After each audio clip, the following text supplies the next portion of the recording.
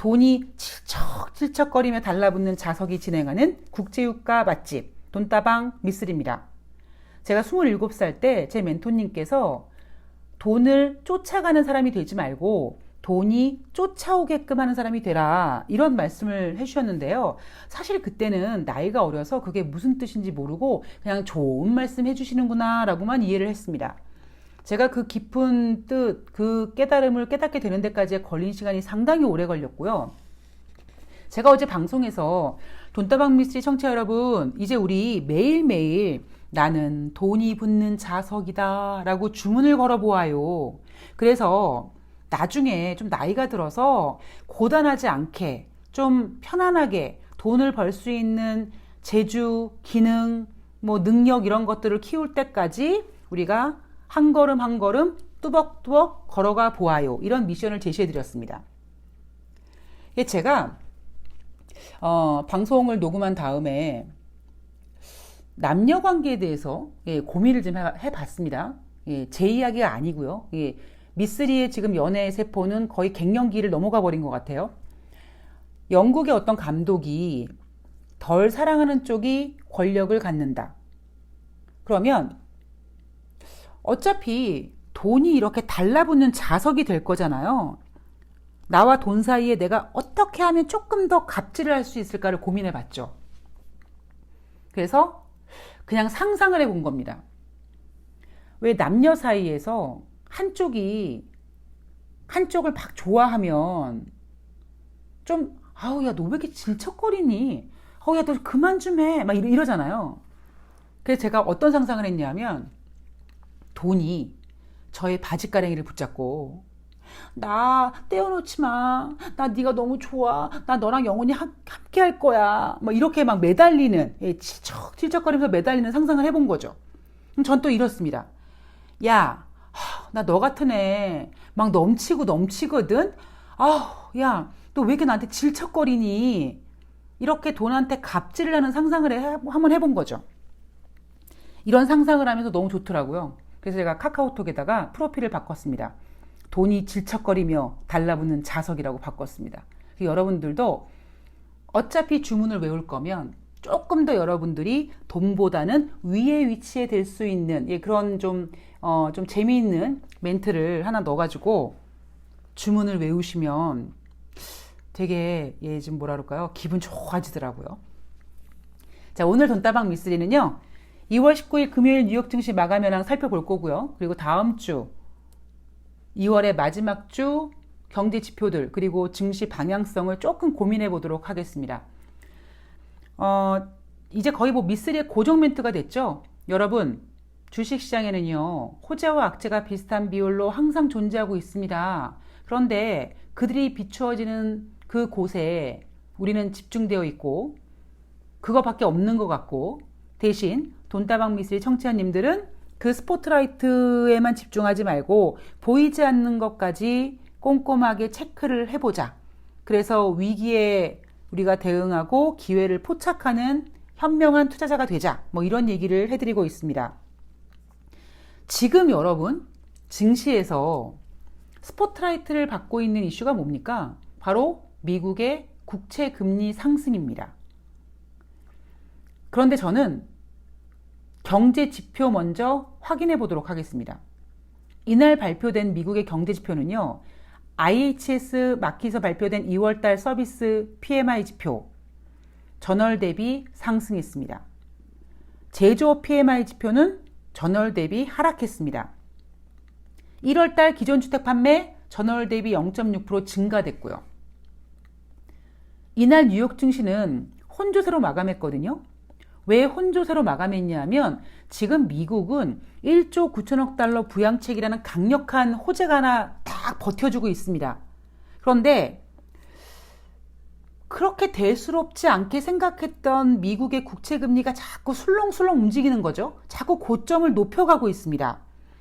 18일 날 1.286으로 끝났던 10년물짜리 국채금리가 19일에는 1.342까지 갔죠. 1.3을 뚫었습니다. 10년물 국채금리가 움직이니까 기간차는 있어도 30년물짜리도 술렁술렁 같이 움직이죠. 그래서 30년물짜리 금리도 18일 날은 2.076, 19일에는 2.140까지 상승했습니다. 자, 여러분, 지금 국채금리 왜 상승합니까? 대부분 전문가가 에이 무슨 국채금리 에이 괜찮아요. 그냥 경제가 이렇게 회복되는 동안에 이렇게 자연스럽게 생기는 일이에요. 괜찮아요. 라고 얘기하는 것처럼 지금 국채금리가 올라가는 이유는 경제 지표들이 회복되기 때문입니다. 그죠? 거기에다가 코로나19 지금 백신 접종 맞고 있으니까 앞으로 더 좋아질 거야. 앞으로 경기가 회복될 거야. 뭐 이런 기타 등등의 이유로 이렇게 경기가 좋아지고 물가가 올라가면 금리 인상하는 거 아니야? 이런 심리가 반영돼서 지금 국채금리가 올라가고 있는 거잖아요. 그리고 여기에다가 또 하나, 지금 미국 증시를 견인하고 있는 가장 강력한 부양책, 바로 1조 9천억 달러짜리 이 부양책, 이것도 마찬가지예요. 저게 스케줄이 3월 중순까지라고 했으니까 물론 아직까지는 한 뭐 보름 조금 넘게 그 통과 기간이 남았지만 그래도 그거 1조 9천억 달러가 이렇게 시장이 풀리면, 돈이 풀리면 앞으로 경제는 더 좋아질 거고 그러면 금리는 정말 올려야 될 상황이 되겠구나. 이런 심리가 작용돼서 국채금리가 올라가는 겁니다. 또 여기에다가요. 제가 여러분 1조 9천억 달러짜리 이 부양책의 재료는요. 공식적인 스케줄에 따르면 3월 중순까지가 이제 되는 거고, 그런데 이놈의 주식이라는 녀석은 조금 재료를 땡겨 쓰고 빨리 써버리는 경향이 있다 보니까 3월 중순까지 1조 9천억 달러짜리 부양책이 증시에서 막 호재로 작용되는 그 힘은 좀 그때까지는 다 못 갈 것 같고, 한 1월 달에 막 이 부양책이 팔딱팔딱 뛰었다면 지금은 그냥 이렇게 꿈틀꿈틀 정도 거리는 에너지를 보여주고 있거든요. 과연 그러면 이 부양책이 통과된 다음에 증시를 부양시킬 수 있는 새로운 어떠한 재료가 뭐가 있을까? 근데 이날 어떤 내용이 나왔냐면 조 바이든 대통령이 1조 9천억 달러 부양책을 이제 통과시킨 다음에 3조 달러 규모의 인프라 투자에 대한 법안을 추진할 것 같은 가능성이 있다 하더라라는 보도가 나왔습니다. 그러니까 자꾸 이제 증시는, 자꾸 경제는 야, 저렇게 돈 풀고 막 인프라 투자하고 막 경기 좋아지고 야, 이거 진짜 금리 올리겠구나. 금리 인상되겠구나. 이런 걱정을 앞서하고 있다 보니까 국채금리가 계속 올라가는 겁니다. 그래서 시장이 뭐 하고 있냐면요. 아니, 쟤네들 왜 저렇게 설레발들이야. 아니야. 아직 그렇게 막 경제지표 좋고 막 아직 호황이라고 얘기할 수도 없고 뭐 이런 건데 니네 왜 이렇게 설레발이야. 그러지 마. 지금 이렇게 막 진정시키고 있죠. 어떻게 진정시키고 있냐면 증시 추세 강세 모습은 뒤바뀌지 않겠지만, 즉 증시가 안 좋아지고 그러진 않겠지만 인플레 우려는 계속 잠재 가능성이 있다라는 고민을 하면서, 첫 번째, 제롬 파월 FOMC 의장이 여러분 뭐 벌써부터 그런 걸 걱정해요. 금리 인상이요? 번 혼날 얘기예요. 이렇게 금리 인상을 좀, 그러니까 국채금리 상승을 좀 이렇게 눌러주고 있고요. 두 번째는 제닛 옐런 재무장관이요. 여러분, 지금 미국은요, 대규모 부양책이 필요해요. 이렇게 얘기하고 있습니다. 이게 무슨 뜻이냐면, 여러분, 지금 미국은요, 대규모 부양책이 필요할 정도로 지금 상황이 그닥 좋지가 않습니다. 이렇게 얘기합니다. 그리고 이날 FED 반기 통화정책 의회 보고서가 발표가 됐는데 뭐라고 내용이 적혔냐면, 저기요, 미국은요, 은행이나 개인들의 재무 상황은 양호한데요, 기업 도산 위험이 좀 상당한 것 같아요. 이렇게 얘기합니다. 그러면은 언뜻 들으면요, 그래? 기업들 도산 위험이 있어? 언제일지 모르는데도 갑자기 막 또 경제가 확 안 좋아질 수 있겠네? 이 생각이 딱 들면서 에이 무슨 인플레이션은 무슨 얼어 죽을 놈의 인플레이션이야. 이렇게 인플레이션에 대한 우려가 꺾이게 되는 거죠. 여기에다가 국제유가도요. 이날 60달러를 내줬습니다. 59.24달러까지 내려왔습니다. 이날은요. 어떤 내용이었냐면 제가 전일 방송에서 그러니까 국제유가 상승 요인과 하락 요인을 이렇게 정리해 드렸는데 국제유가 상승 요인 중에서 계절적인 요인 뭐 허리케인이 온다든가 뭐 한파가 온다든가 날씨가 너무 추워서 정전이 된다든가 이런 상황에서 이 유전시설이 가동이 안 됐을 때 공급 차질 우려감이 작동해서 국제유가가 상승할 수 있다. 근데 이 계절적인 상승 요인은요, 사실 오래 가지 않습니다. 여러분, 뭐, 허리케인이 1년 내내 하나요? 텍사스에 한파가 왔다. 그 텍사스 1년 내내 겨울인가요? 그렇지 않거든요. 그러니까 계절적인 요인은 좀 단발성 재료입니다. 그래서 이날 같은 경우에는 텍사스 지역에 한파가 몰아치고 눈이 겁나 많이 오고 그래서 정전 사태가 벌어졌고 그래서 유전 시설이 멈췄었는데 이제 다시 작동이 된다는 거죠. 그러면 국제 유가 시장에서 공급 차질 우려감이 해소됐습니다. 그래서 이날 국제 유가가 60달러를 내줬어요. 최근 국채 금리가 이렇게 술렁거리는 이유, 원재재 가격들의 상승이 있죠. 원자재 가격들의 상승 중에서도 국제 유가가 60달러를 넘어갔다라는 부분이 심리적으로 상당히 영향을 끼쳤습니다. 이날 유럽 증시는 상승 마감했습니다. 근데 정확한 표현에 따르면요, 상승 마감이 아니라 그동안 며칠 동안 유럽 증시 계속 하락했잖아요. 그냥 반등한 겁니다. 제가 지금까지 이제 오늘 방송 중에서 지금까지 여러분들한테 드린 내용은 이거죠. 국채금리 때문에 미국 증시가 발목이 잡혔다. 그래서 제롬 파월, 제닛 옐런, FED 반기 보고서 얘네들이 국채금리를 막 누르려고 애쓰고 있다. 이겁니다. 자, 다음 주에 대한 이야기를 좀 해보겠습니다. 여러분 지난주 증시를 보면서 어떤 생각을 하셨나요? 제가 느낀 대로 좀 표현해드리면 외인과 기관들은 기회만 되면 뻔질나게 팔아요. 그리고 예전처럼 개인들이 야 진짜 개인들 무섭게 산다라는 에너지는 보여주지 못하고 있습니다. 즉 개인 매수세들이 힘이 좀 빠졌어요. 개인들이 이제 지쳐갈 때가 됐죠. 언제까지 그렇게 문지기식으로 버틸 수 있겠습니까? 그게 바로 개인의 한계거든요. 그리고 지금 대부분의 전문가들이 다음 주 다가오는 2월 마지막 주 한 주 동안도 지난주와 비슷한 움직임이 나타날 것 같다. 즉 전문용어로 박스권일 것 같다라고 예상하고 있습니다. 그런데 재미있는 사실은요. 이렇게 얘기합니다. 금리 인상 가능성이 높아진 만큼 투자 전략도 맞춰야 된다라고 하면서 관심 가져볼 만한 업종을 바로 금리 인상 수혜주인 은행주와 보험주를 얘기합니다.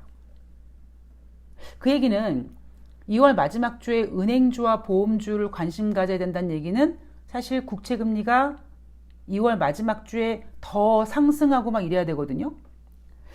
근데 오히려 저는요, 2월 마지막 한 주 동안 이렇게 이제 그림을 그려보면 주 초반에는 그 국채금리를 누르려는 그런 힘이 좀 작용을 해서 오히려 국채금리보다는 1조 9천억 달러짜리의 부양책의 재료가 좀 다시 이렇게 고개를 들지 않을까라는 생각을 해봅니다.